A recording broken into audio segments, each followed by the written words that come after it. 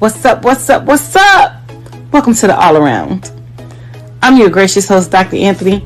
Please tune in on Mondays at 6 p.m. for your entertainment purposes. We will hit current topics, old topics, and everything else in between. Be there or be square. Deuces, my loves.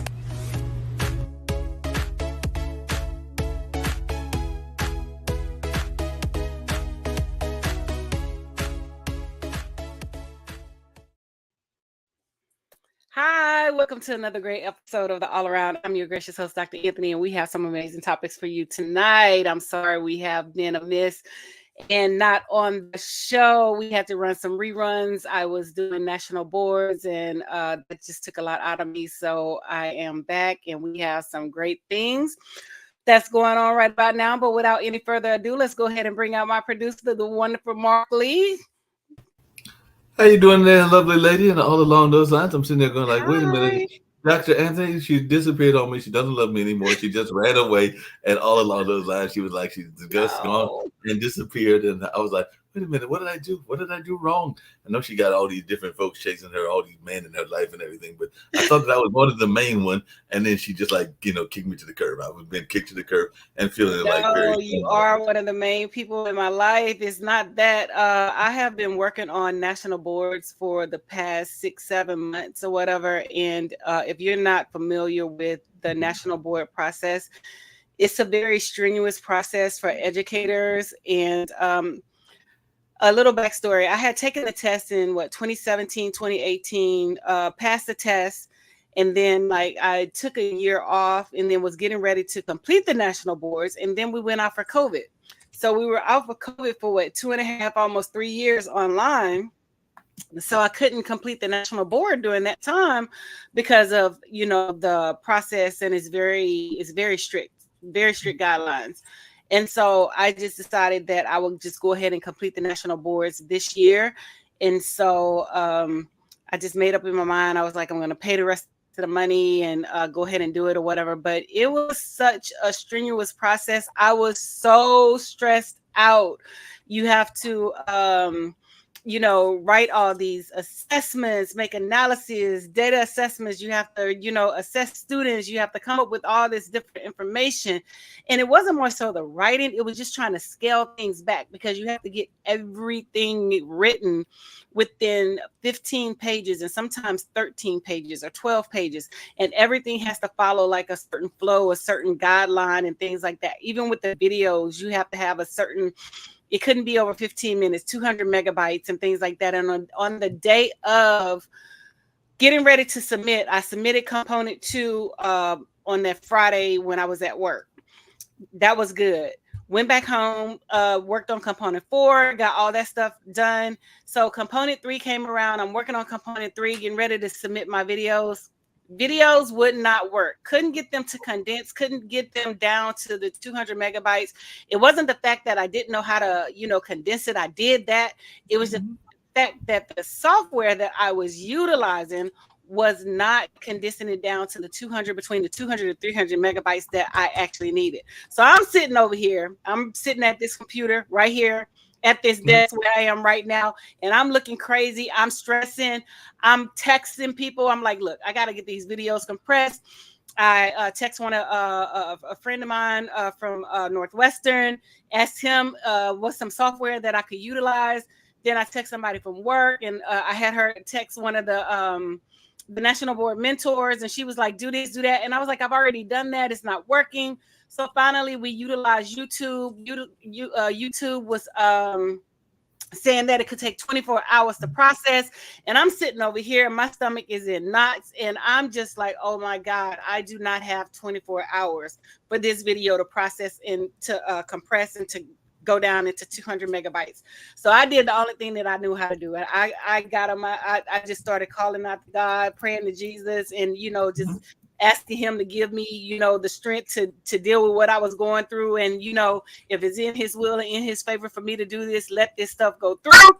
And so finally the stuff started going through, and I was able to finish uploading everything at 9 p.m. because it was due at 11:59 p.m. And so I had a few hours to spare. But when I tell you I was so stressed out, I just didn't know what to do. I mean, I wasn't eating, wasn't sleeping, and I'm just like, oh my God, I have to get this submitted. I don't have, like $2,000 to pay for this again, and I don't want to have to retake this component again. So it has to go through. So yeah, I have been, like totally, Sounds like you've like been going stressed through out and just been going through it. So if I did not respond and you thought that I kicked you to the curb, it wasn't even that. It was these national boards, and I was just, I was just going through it. No, it sounds like you were going through a lot and everything. I did have I a wanna. question for you related on that and everything, because I also know that I tried to help you in that process, that you were also trying to get a national award. Unfortunately, we did not get as far as we would have liked to have We did gotten, but not. I was definitely trying to do my part in terms of making some donations and all along those lines. But I was frustrated when I got one of the last letters and they were like that you had not made it to the next round. And I'm going like, wait a minute, Dr. Anthony needs to be getting this ticket so she can go to Hawaii and some of the other places that you wanted to go to. So I did to try to do my Yes, part and everything along those lines. But I know other friends of yours were trying to help as well. But I know we're going to get to some serious conversations. But I do have a question they to you were. about teaching and all along those lines, because I did learn recently that my brother's fiance, her daughter has completed education and is done her student teaching and all along those lines, and she is teaching. Congratulations. I want to say that she's teaching folks that aren't that far from her age, because she's in her early 20s, and I think that she's Hmm. teaching, if I remember correctly, like around fifth or sixth graders and all of Hmm. that. And another cousin of mine, her daughter is teaching, and she's teaching at a church school, and she's actually somehow, I don't know how she managed to do this, you got to explain this to me and everything, but she managed to get a small class, because I think she's teaching third graders, and she's got a class of six. So like I said, that's a very small class for a school, even in elementary and all along those lines. So my question to you, and so for both Effie as well as for Sierra, those are my cousins that are now in the teaching profession, is what advice would you give to young teachers as they're getting ready to go into teaching? Because they've already got teachers, like students trying to bribe them. They've already got students that are trying to let them know how much they love them and all along those lines. So what advice would you give to young teachers? Well, typically what I tell young teachers from the jump is stay out of the teachers lounge. The teachers lounge is a very messy place, and you don't want to be caught up in drama, saying going back to your administrator and things like that.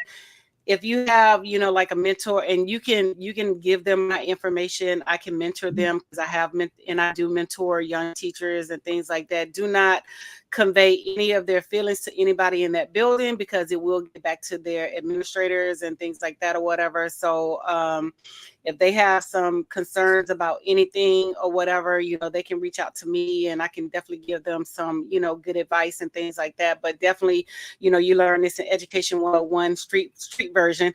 Do not partake in that teachers lounge, because it's very messy, and things like that or whatever. And like I said, they don't want to be brought up on anything that they said anything about the administrator. They're disagreeing with the administrator. Even if they do disagree, don't verbalize it and things like that or whatever, and try to build a relationship with the administrator. And if it's something that's really concerning, they need to go directly to the administrator, unless they have like a mentor teacher, like myself, and things like that. As far as the students are concerned, she is the adult in the room. She's the teacher. She's not their friend, and she should carry herself in that manner. You can show them love. I never, even when the little kids, because they in elementary and things like that, they allow you to hug the kids and touch them and things. I still didn't. I gave them fist bumps. We bumped fists and things like that. I rarely gave hugs. And if I did, it's a sideways hug. I never hug a student from the front, because I don't want anybody interpreting, my touch of the student in any kind of manner, in any kind of inappropriate way. So if I do give a student a hug, it's always a sideways hug or a fist bump. Right. And don't make promises that she can't keep. And if she says something or do something, she has to follow through. If you say you're going to call that parent, you best believe you better call that parent. If you say you're going to do X, Y, and Z, you best believe that you're going to do X, Y, and Z. Like, and I tell young teachers, I don't smile with students until probably maybe April, May, or whatever, because you have to stand your ground, and you have to show them who's the person that's running that classroom. Because if you start off nice, you're going to lose them the first within that first month, the first week or so or whatever, because you have to start off hard and let them know who you are and assert your dominance and things like that. And I know it sounds cruel, and I know it sounds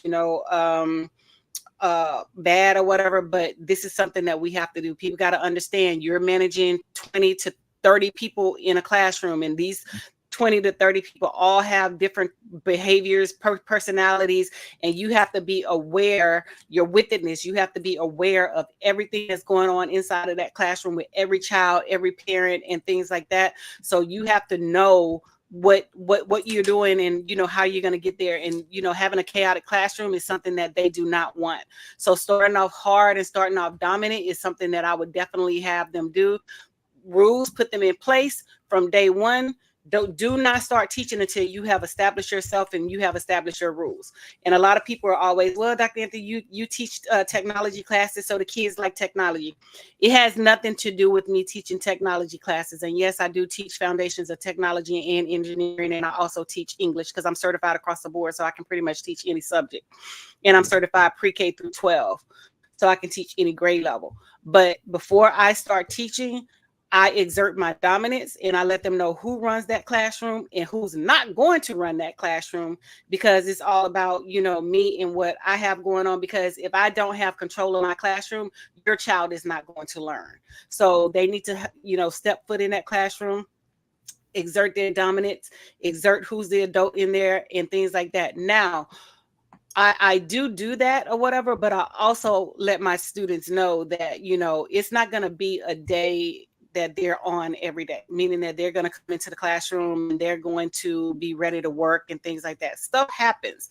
Life happens. We have mental challenges that we go through as an adults. And I know students have mental challenges that they go through as students. So one of the things that I ask for my students to do after I have gone through, exerting my dominance and going over the rules, policies, regulations, and procedures for the first couple of days or week or so or whatever, I let them know, hey, I'm human. I understand. I get it. You know what I'm saying? So if you're having one of those days where, it's a problem and it's going to be problematic for you to participate in class, just let me know. Dr. Anthony, I can't participate today. I can't do it today. I need to put my head down. I need to do this. So I know that I don't need to call on you, and there's no expectations of you to participate in my class.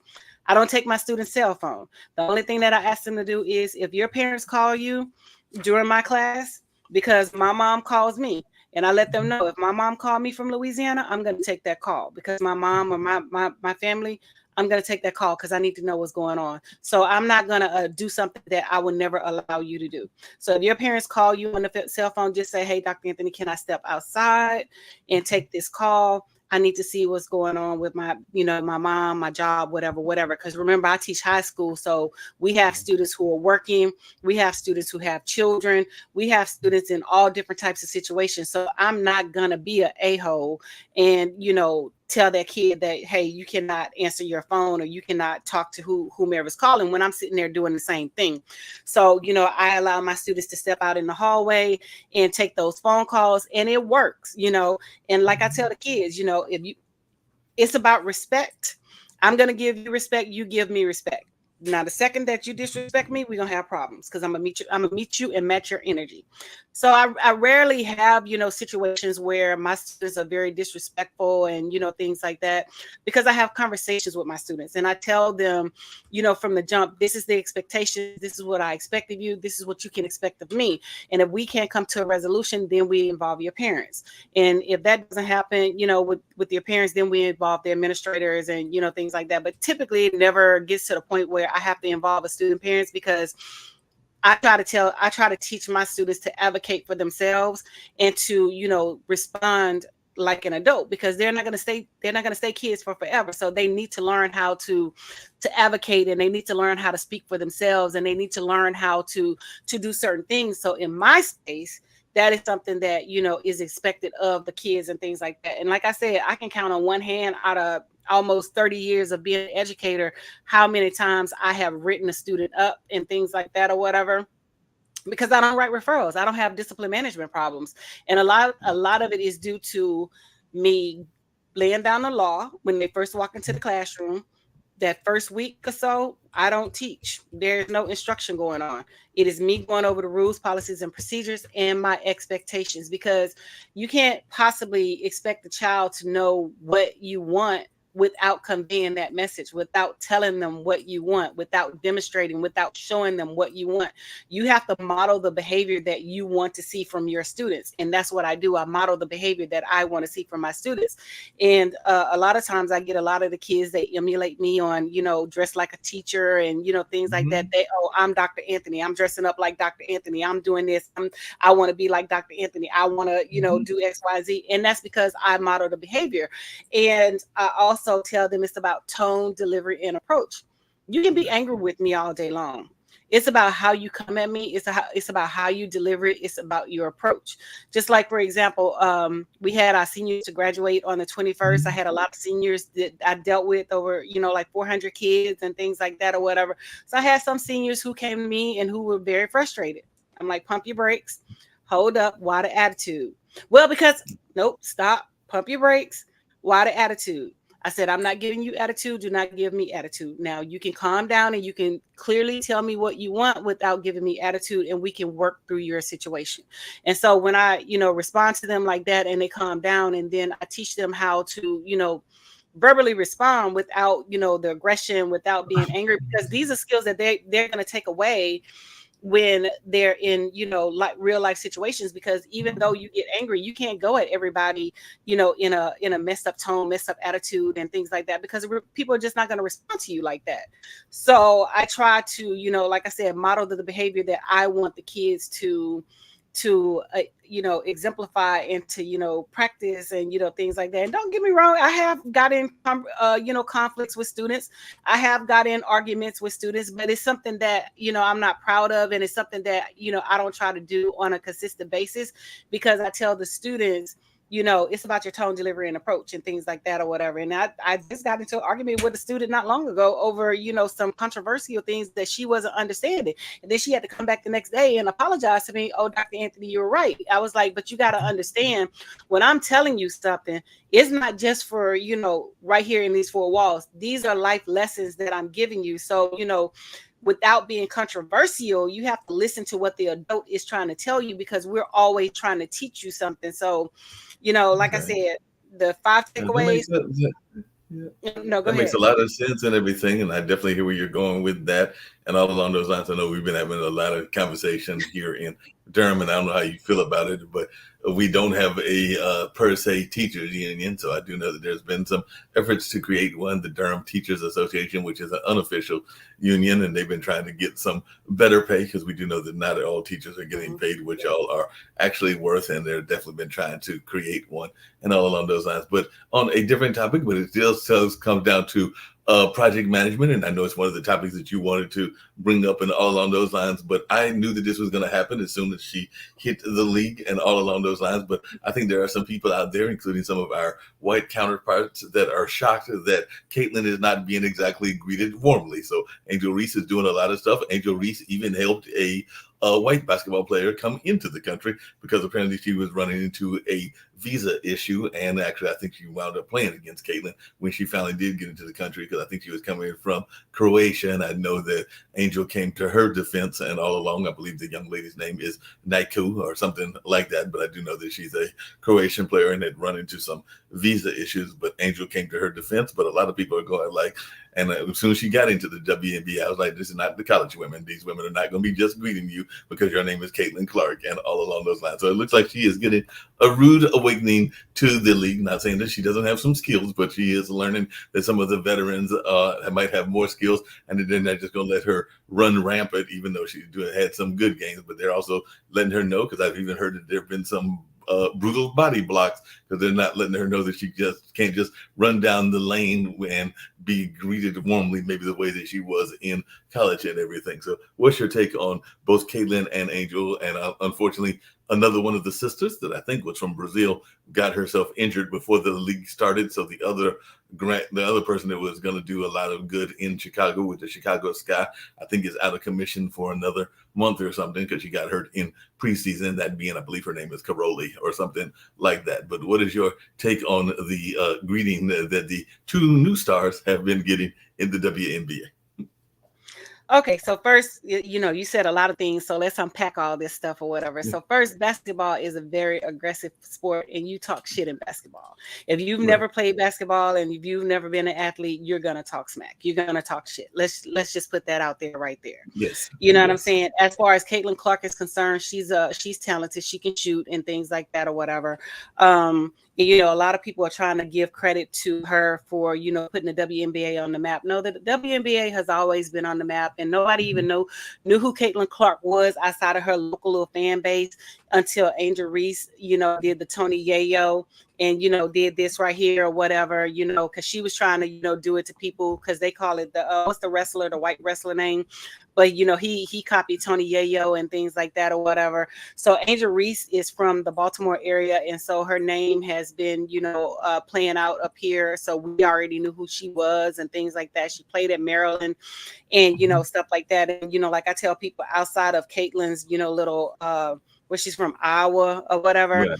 Nobody even knew who she was until the controversy with Angel Reese. So, it wasn't a fact that, she put the WNBA on the map.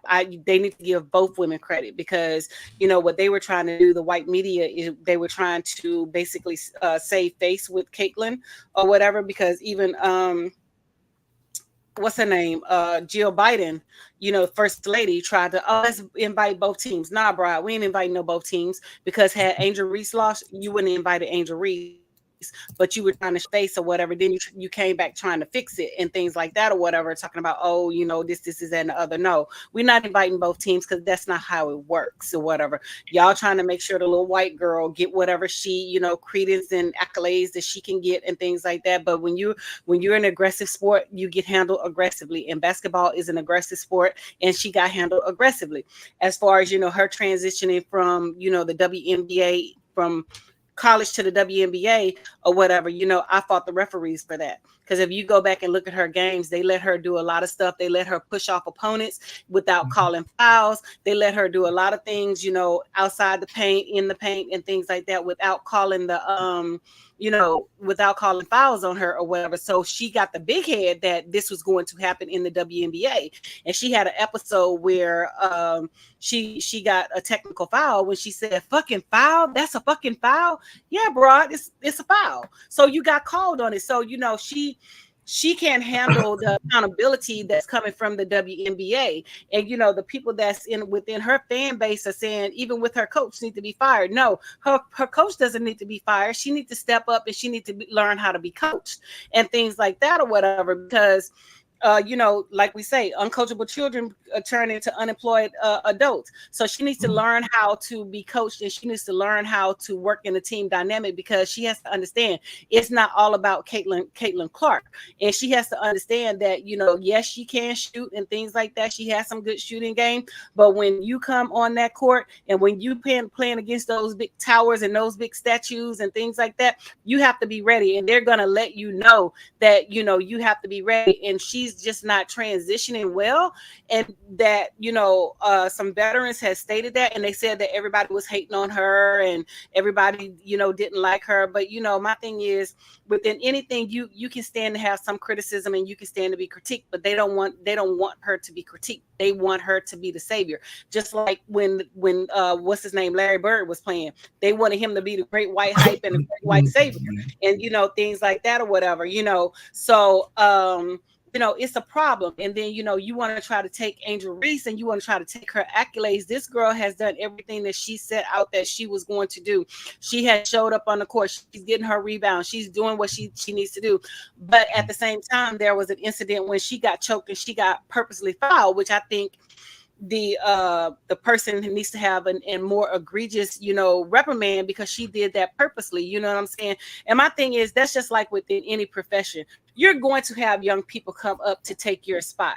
That's just the way of life, so you need to Mhm. embrace these young people. And I'm not saying let them walk all over you on the court, but you need to embrace them, challenge them, but you don't necessarily need to go out there and try to hurt them. And what she did to Angel was malicious, and it was intentional, and it was, she could have hurt her, and things like that. So I think she should have got a hefty fine, and she should have been suspended for about 4 or 5 games or whatever, based off of her behavior, her attitude, and her actions, and things like that or whatever. But as far as like the WNBA concerned, I've been going to the WNBA games, because I just pulled out my Washington Mystics shirt the other day. But when Angel Reese play, I'm gonna try to get me an Angel Reese shirt, so I can, I'm trying to get tickets to that game, and things like that or whatever, so I can go and support her, because I'm gonna show up and show out for her being a Black young positive role model for young Black women and things like that or whatever. So She's on both definitely a sides, positive. the hate Yeah. needs to stop, and things like that or whatever, because these are young women that's just recent college graduates that's coming out into the world, into their profession, and things like that. That's just like with young Black professionals who are coming into the teaching field. If I don't step up and I don't reach out and lend a hand and be a mentor, I'm not preparing them for to take my job. You know what I'm saying? And I want them to come in and take my job. I got 12 years left. After these 12 years, I'm over. I'm done. You said you're So heading they need back to to look at. Louisiana and heading I'm back going to back to Louisiana, baby. Bayou territory. I'm And going speaking back of being a Bayou, Cajun girl. Well, I never stopped being a Cajun girl, but I'm really I gonna know be a Cajun girl in Louisiana. you've Real been a Cajun Cajun girl girl all your back life, and back in definitely Louisiana. you're gonna be back Yeah, in so I Louisiana. mean, But being and it's speaking the of same, being, it's the same concept. yeah, So, as far as the WNBA is concerned, yes, you guys are getting publicity and you may feel some type of way, but at the same time, you need to allow these young people to come in, step up, and do what they need to do. And as far as the WNBA is concerned, you need to have more than 12 teams. Y'all need to expand it, to more, so we can give more young ladies an opportunity to be who they are and come up and show their skill set and things like that or whatever. So no, I that's definitely my agree take with you on on it. that. No, I definitely agree with you on that. And I'm going to get to another conversation that's So you about you quizzing me whether today. people are being properly managed and properly having good manners and everything, because that's one of our talking points as well. But I did see, because if I remember correctly, and correct me if I'm wrong, because I will admit when I'm wrong and everything, that if I remember correctly, you did enjoy to some degree some of the feminine things that are out there. While I know that you play sports and all that, I also think that I remember you saying that at some point or another you might have had, like many women did, a doll collection. And it looks like Barbie is joining the ranks, because there's now the Bayou Barbie that was just released recently. So Angel Reese is now going into the Barbie field as well. So that's something else that I saw, where she has her own Barbie doll and all along those lines. And I think there might even be one for Serena and some of the other folks as well. But there's definitely a Barbie doll that is modeled after Angel Reese and all along those lines. So I don't know if you got any thoughts around this, the fact that we've got a Barbie that is modeled after the Bayou Barbie. Well, my thing is with the Barbie, I've never been a Barbie girl, because I don't really support the epitome of white women and white beauty standards. And to me, the Barbie was the epitome of white beauty standards and things like that. And in recent years, like way back in the 80s or whatever, that's when they came out, because they knew that they can make money off of Black people and try to integrate the Black Barbies and things like that or whatever. Because my mom, I didn't really like Barbie dolls, so she never bought them for me. I had other dolls that were Black and things like that. I had Right. Black porcelain dolls that I used to collect, and I had a whole collection of those, the glass dolls and things. And I gave it to this lady who I used to work with. I gave my collection to her for her grandbaby and things like that or whatever. So my mom was like, Black babies need Black dolls. So I've always had Black dolls, but it just wasn't a Barbie, because I was never really a fan of it. But credence and kudos to them who has the Barbies and who actually likes the Barbies. And I made a post on Facebook, and I was like, I'm a Bratz doll, because I feel like the Bratz align more with how I look and how I perceive myself, with the full lips, the full nose, and my facial structure. The Barbie dolls just does not align with how I look and things like that. I don't have paper thin lips. I don't have a keen pointy nose. So that's not who I want to be represented by or whatever. Well, and But that's me a funny. Bratz That's the doll. latest. So Yeah. Apparently, that's the latest Barbie, though, because the latest Barbie was actually not Angels, because Angels was about a month ago, but Venus Williams got a Barbie like in the last Yes. day or so, and apparently that Barbie is more ethnically correct in terms of the way that it looks and all along those lines. So it does look like the Venus Barbie looks more like many of the sisters that are out there that look kind of like Venus and Serena and everything. So that is the latest Barbie, is the Venus Barbie. Yeah, but for a long time the black Barbie dolls did not look like, ethnically black women or whatever. They Mhm. still they had the color, but the facial features were of white women and things like that or whatever. So, my thing is you're not my beauty standard.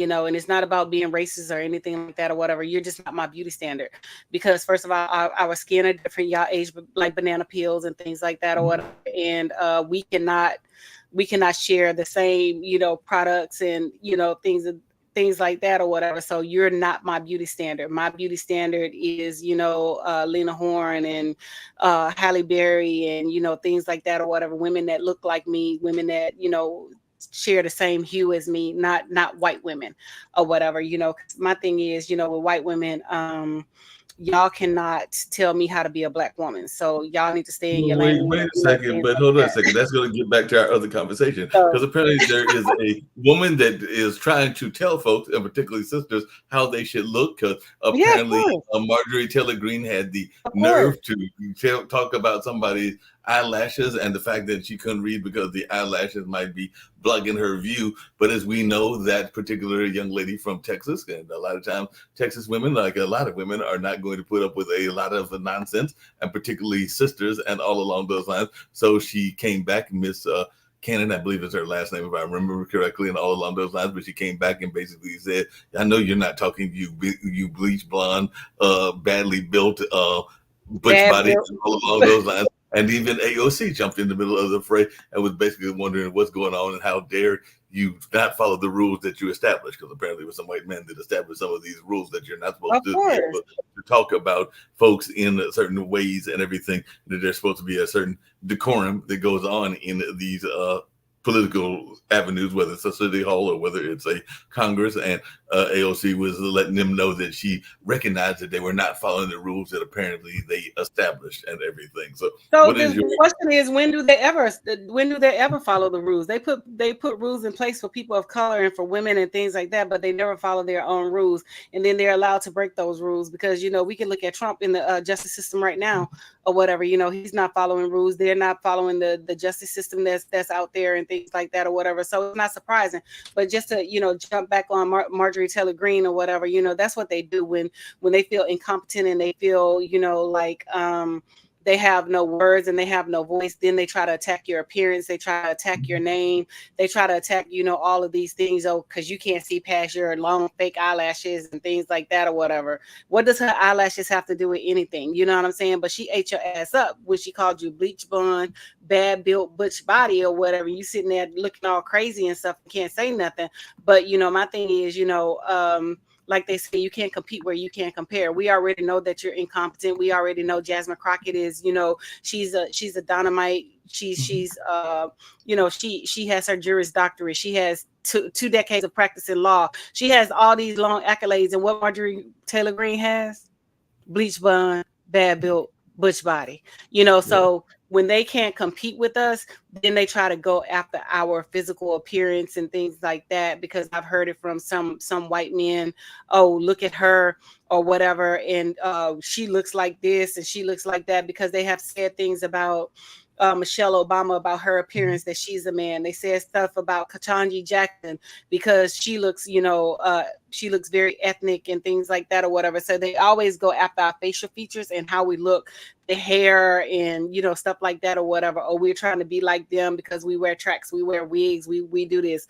No, we trying to be who we are, and we're wearing what we wear because we wear protective styles that we want. Because I know I don't like doing my own hair, so I do wear protective styles. I wore braids, I wear wigs, I wear weaves, I wear tracks, and it has nothing to do with me not knowing who I am as a black woman, because I know who I am as a black woman. I know where I come from, because I get a lot of time, oh, you look very ethnic, or you black, or you 100% black. Yes, I'm 100% black.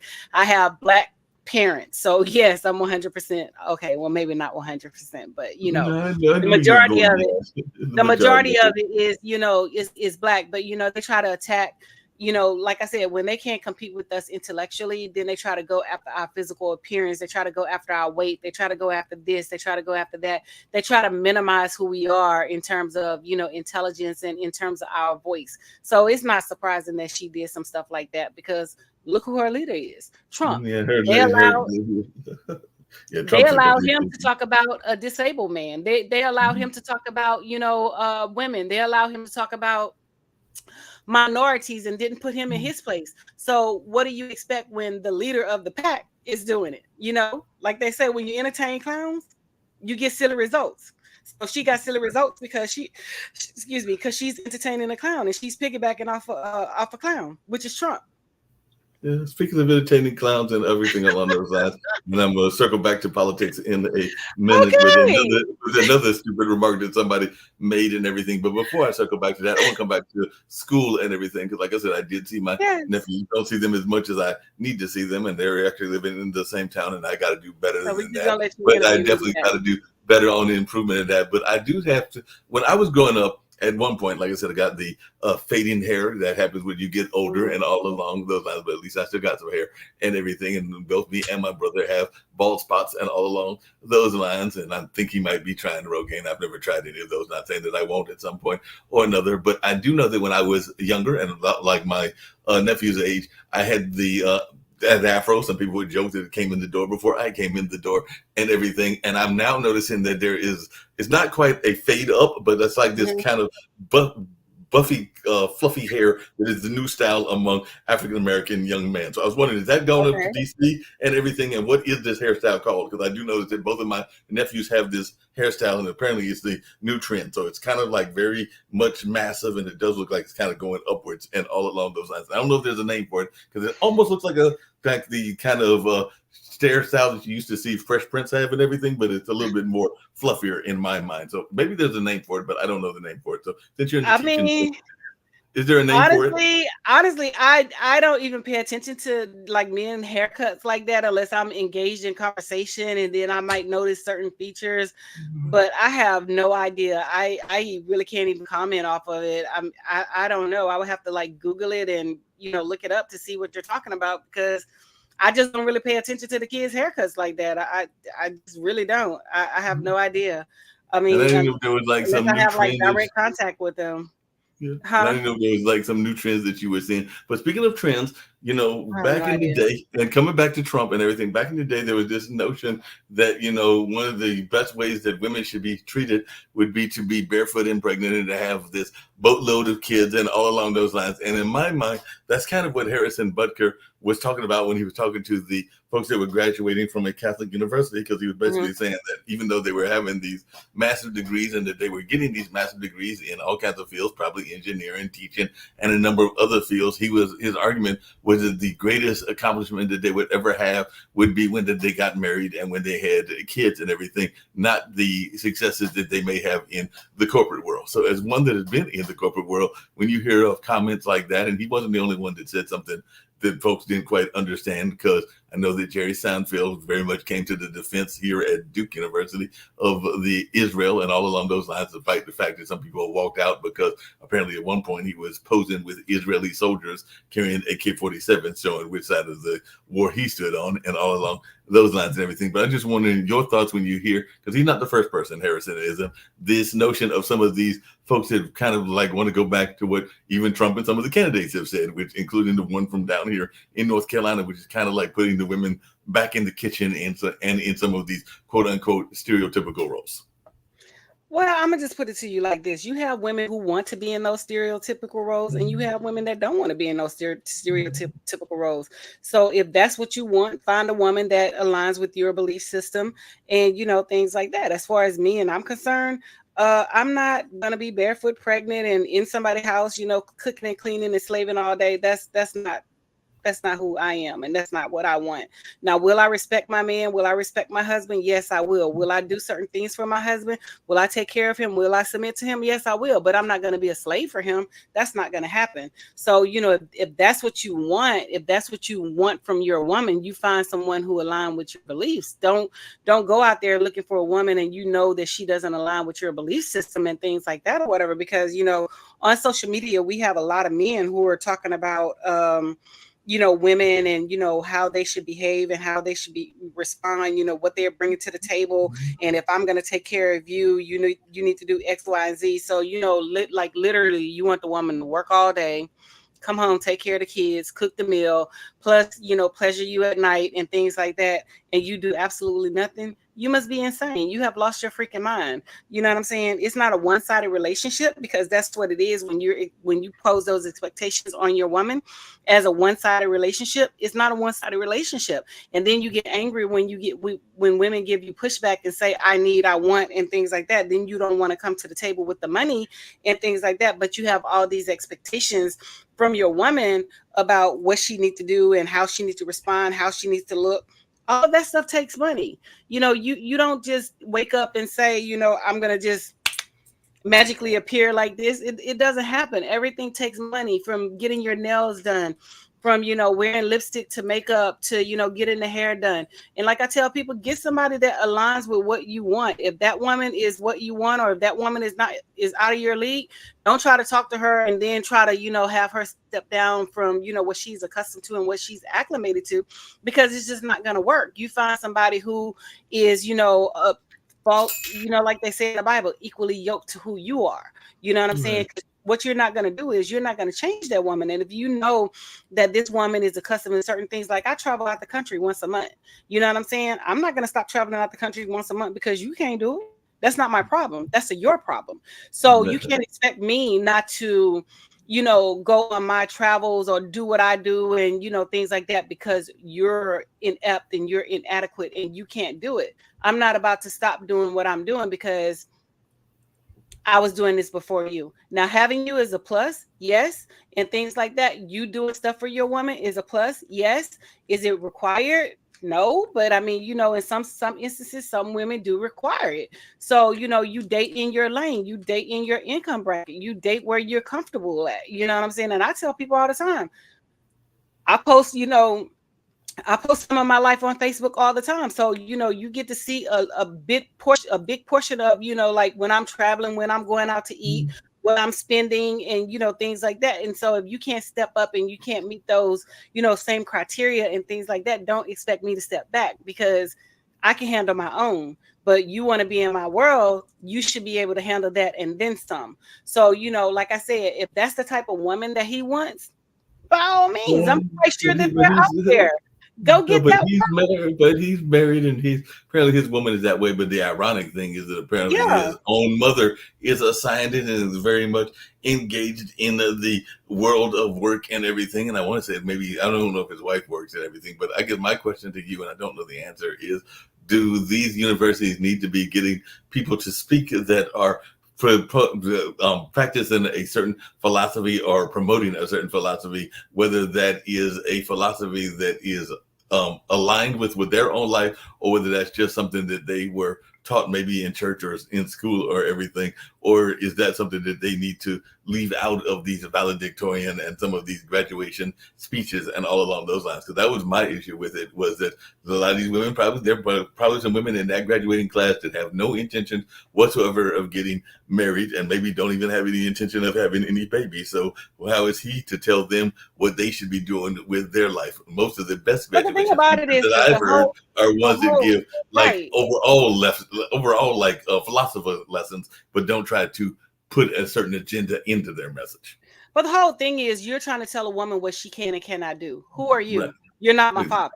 You know what I'm Exactly. saying? And even if you were my father, you're still not going to tell me what I can and cannot do with my body and, Right. where I want to work and, things like that. Now, will I be disrespectful? No, we can have conversations about it. You can voice your opinion all you want. But as far as what I'm going to do, I'm going to do what I'm going to do. But I just feel like universities and things should have criteria as to what people can talk about and things like that. Their own personal beliefs should not be infringed upon nobody else. It's just like, being in the classroom. We Right. cannot infringe our own personal beliefs on politics, on religion, any of that stuff inside of the classroom. And it should be like that across the board. We should not infringe our own personal beliefs on other people because, our personal beliefs are our personal beliefs. That's what we believe in. And you have a right to your own personal belief. You're entitled to that.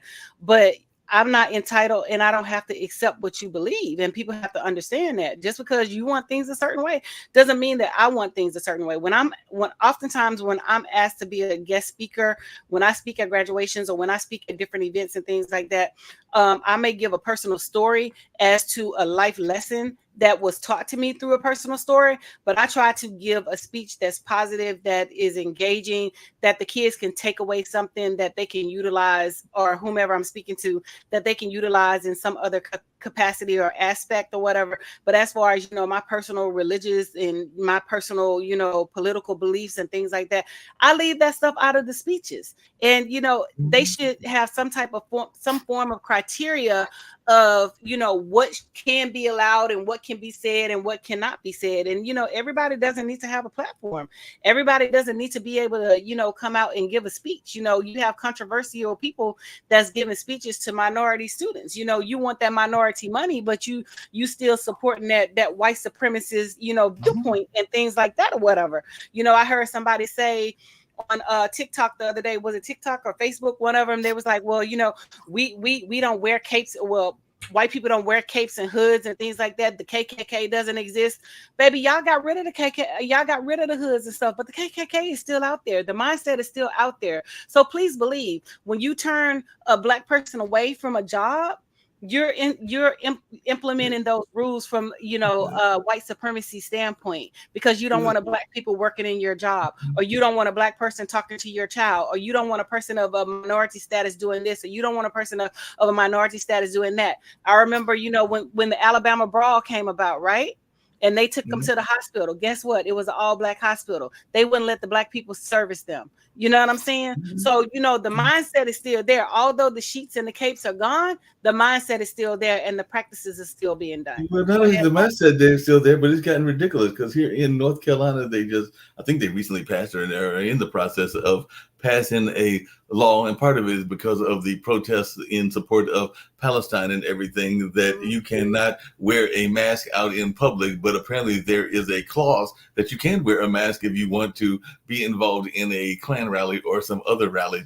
But in terms of wearing a mask, and I think they also allowed masks because we're only about 6 months away, well, less than that, 5 months away from Halloween. So if you're going to a masquerade party or a Halloween party, you can wear a mask. But apparently they are trying to curtail the kind of mask that you can wear because they're afraid that people that they want to see the eyes of the people and be able to identify the people that are part of these protests and all along those lines. But like I said, when I was reading an article yesterday, they were saying that there is some clauses that allow the Klan people to still be dressed in their mask and in their sheets and whatever else things they want to be in, but it didn't apply to them, but it does apply to the protesters, which to me is totally silly and totally against that and everything. I did have a question about sincerity because it comes back to our other topic that we were going to talk about and everything. And I did watch the video. How sincere did you take the video of P. Diddy when he was trying to apologize for his actions of Cassidy? Because I've seen some people that have watched this video and they did not feel that that video was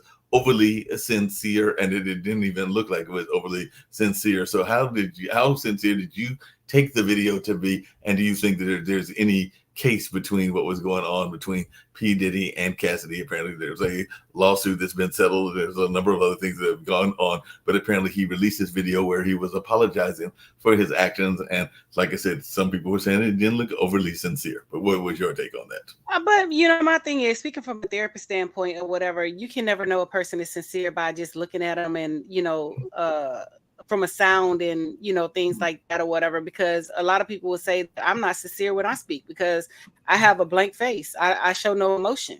You know what I'm saying? So, when he came out, he took the first step. He's not in denial. He took the first step and he apologized. So, that's a big kudos to him within itself or whatever, you know what I'm saying? And I was just having this conversation today about the whole Cassie thing. I felt like you were a victim when it initially happened, but you stayed 13 years. After that, you stopped being a victim and you started being complacent in it.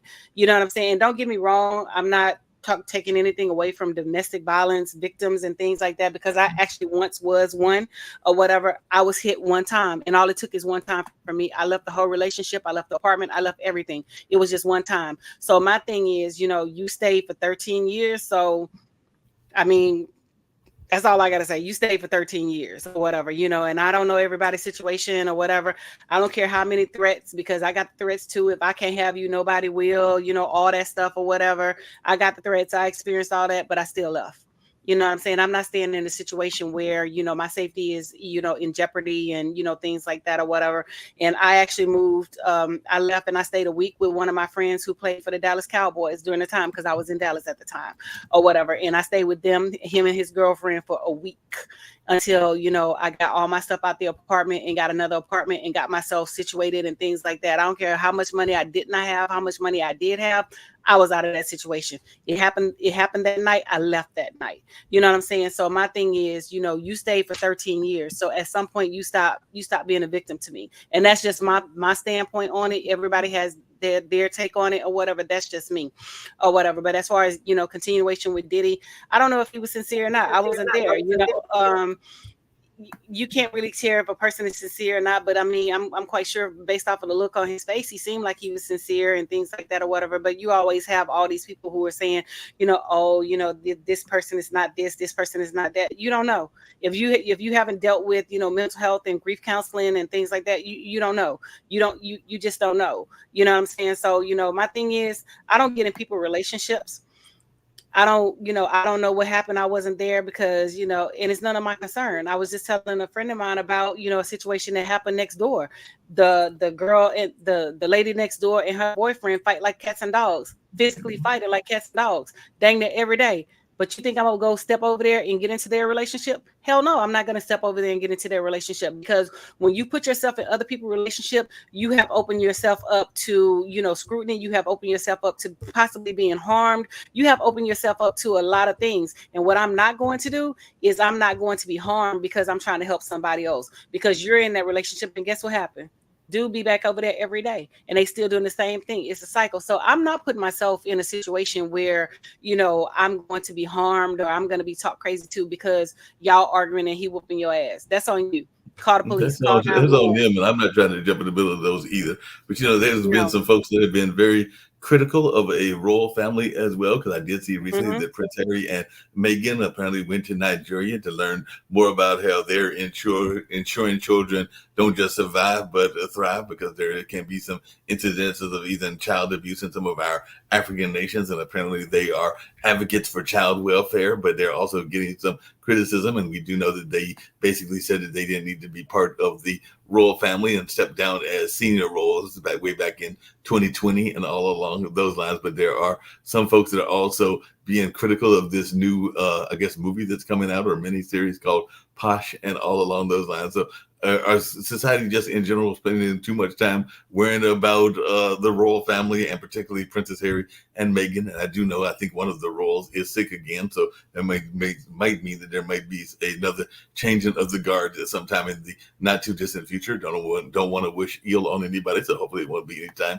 soon. But I do know there's been talk of cancer treatment and other treatments as well. So definitely a lot of people are even paying attention to the outfits, because apparently Meghan got some pushback for a quote unquote provocative outfit that she was wearing as well. So what is our take on the royals? Are we spending too much time worrying about them and how they are reacting to each other? And definitely, do we even need to care that apparently Princess Harry and So I'm just Meghan gonna will start from the be back next? and move to the front because you said a lot. So as far as the outfit is concerned, she was not provocative. She was dressed in a sundress. This could be if right what I have on this tank top could be considered provocative over there. First of all, we come from different cultures, so y'all need to understand that. Y'all need to respect that. You know what I'm saying? And I don't care where I go and what I do. I'm gonna be me, regardless. If you want to be out there in a damn blanket, a sheet, or whatever, covered up from head to toe, that's on you. I'm not doing it. It's not a part of my religion. It's not a part of my culture, and that does not mean that I'm dressed provocative. You know what I'm saying? So for her to say that she was dressed provocative, that was shade towards her and things like that, and that was basically shade towards to me, American women. Like I said, y'all come from a different culture, we come from different cultures. Whatever you do is what you do. You know what I'm saying? Her she had on a sundress. It's hot over there. You know what I'm saying? And things like that or whatever. So as far as Prince Harry and Meghan is concerned, they're gonna do what they're gonna do because they were over there supporting the Invictus Games and things like that. They're not traveling as the royal couple, they're traveling as Harry and Meghan. And they were invited, and they're moving the Invictus Games over there. So quite naturally, they're going to, meet some of the, heads of state and, things like that or whatever.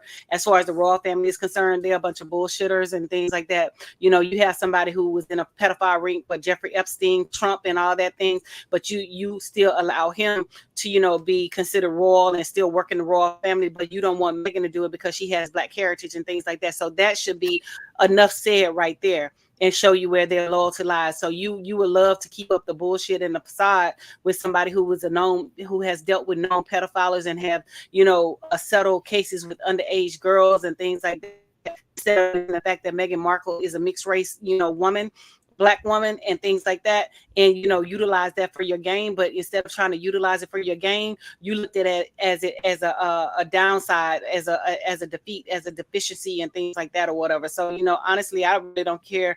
I can give zero, what about the royal family and what they're going through. I'm just like, God has a funny way of bringing karma back on you and things like that, and God has a funny way of humbling you. But you can, and I've always said this, Prince William and Kate are going to be the downfall of the royal family and the downfall of the monarchy and things like that or whatever, because they're still trying to govern in the old ways and in the old world, and it's just not going to happen. And you have a lot of countries that are under the British monarchy who are who look like you and I, and they're just not standing up for it, and they want to leave, and they want to go, and they want to be their own entity. Just like when they went to Jamaica and it didn't go very well, when they went to Jamaica and Barbados and the people did not receive them with a warm welcome and things like that. So you honestly think that you're going to walk around here and have your nose turned up to the very people that you need to support you, and y'all taxing these people upon billions and billions of dollars that y'all been stealing and taxing these people for, and they supposed to accept you? No. So it's gonna come to a head. It's gonna come to an end, and it's gonna come to a heads and things like that or whatever. So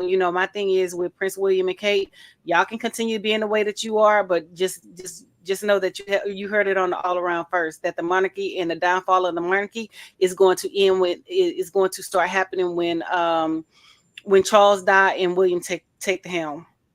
Yeah, I believe you can probably go on to something. Speaking of the downfall, and that was one of the other conversation points we were having, because unfortunately, I know we're winding down. It is very true that there's a lot of sit on the hand gang. And as my brother put it, even though he does not want it to happen, there is a good possibility that we may be stuck with a Trump second term and all along those lines. But that being said, as I said before we got on the air and everything, last time I checked, and it's been a minute since I've been to the various boroughs or visited any parts of New York, even though I do like the New York environment and everything. But the Bronx is very much of a Black and brown town. So I'm still trying to figure out who the heck Sleepy Hollow is and who this other rapper was and why Trump brought them to a rally, and also where these rally supporters were, because I'm thinking a lot of them, and I think AOC even said that, were probably not from the Bronx. They were probably imports that he brought in order to make the audience look good. But then he also found these rappers that nobody knows who they are, because like I said, I still don't know who a Sleepy Hollow is. Couldn't tell you one of his songs, and the other gentleman, you can tell I even forgot his name. So I know it was, I think, another S name, but it was not Sleepy Hollow. Sleepy Hollow kind of reminds me of those kind of like movies and TV shows that you remember, and that kind of Sleepy Hollow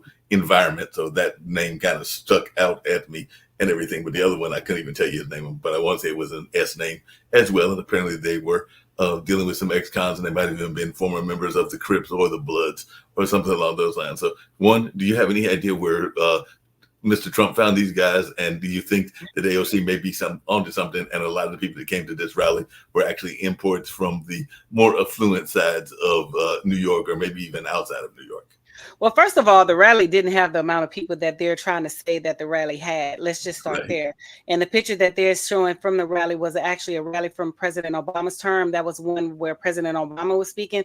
That was not in the Bronx. So they're lying and things like that. And as far as a second Trump presidency is concerned, I don't think we're going to go there. I think we have enough people who are known to be sensible that we're going to vote on the Democratic Party, and I could be wrong, but I just feel like, you know, we're going to have another President Biden and Kamala Harris presidency, because, you know, my thing is Trump is fighting for his life. Trump is trying to not go to jail and things like that or whatever, because what he did was, you know, criminalistic, and he needs to be punished for his role in what he has done. And, you know, all these, even with, you know, the case in Florida, because they should have tried the case in DC, and he would have been, you know, charged by now, because they're trying to stall and things like that to see if he's going to win the presidency, because he said if he doesn't win the presidency that he's going to leave the United States.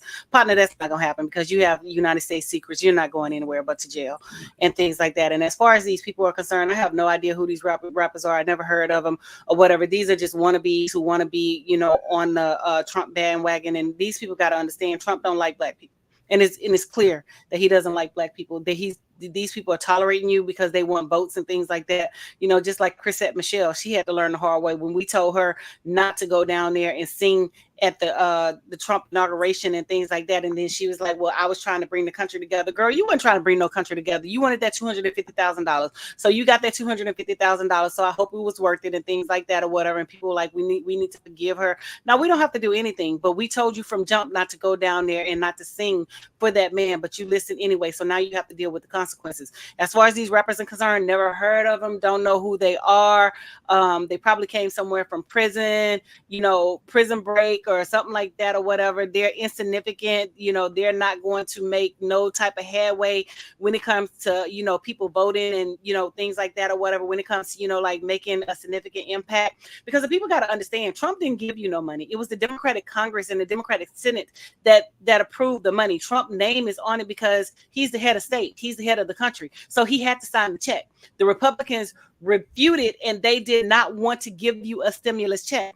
And also when you got the first check, the stimulus check from them, you had to pay it back. Do y'all not remember that y'all had to pay it back during your taxes and things like that, how they taxed you so hard and they took away your earned income tax credit? But when President Biden got into office, he gave you the earned income tax credit back, and he also extended, you know, guidelines to businesses, gave HBCUs billions of dollars and, you know, things like that. So y'all need to understand what the hell y'all talking about before y'all even open your mouths talking about Trump did this. Y'all had money in your pockets with Trump. Y'all had money in your pockets with this and that. Trump didn't give you no money. It was the Democrats that gave you money. So, and if you don't believe me, everything is Googleable. So please just Google it and read up on it for yourself. You know what I'm saying?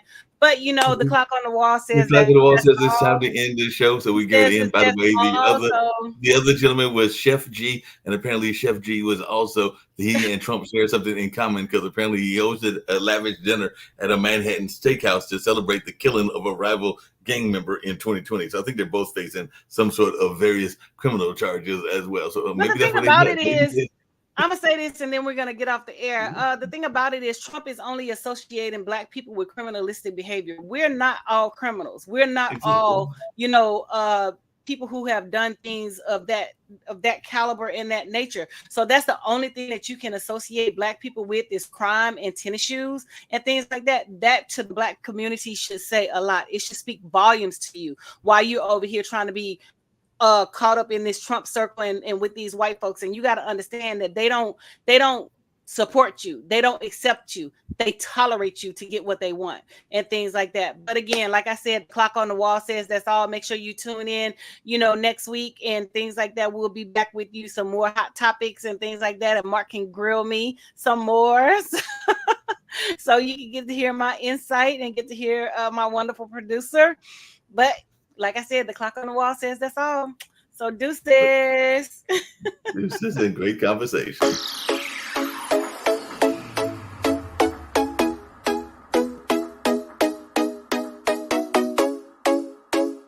What's up? What's up? What's up? Welcome to the AwlAround. I'm your gracious host, Dr. Anthony. Please tune in on Mondays at 6 p.m. for your entertainment purposes. We will hit current topics, old topics, and everything else in between. Be there or be square. Deuces, my loves.